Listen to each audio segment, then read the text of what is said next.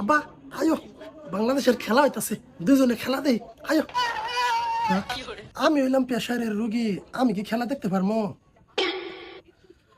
যাক কইতাছ ওর একটু দেখি।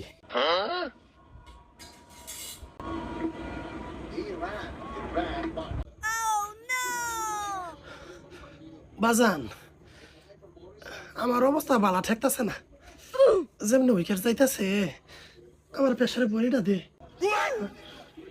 দিতাছি আব্বা দিতাছি, এই যে ধর আব্বা ধর, ওই দে পানি পানি, এই যে পানি।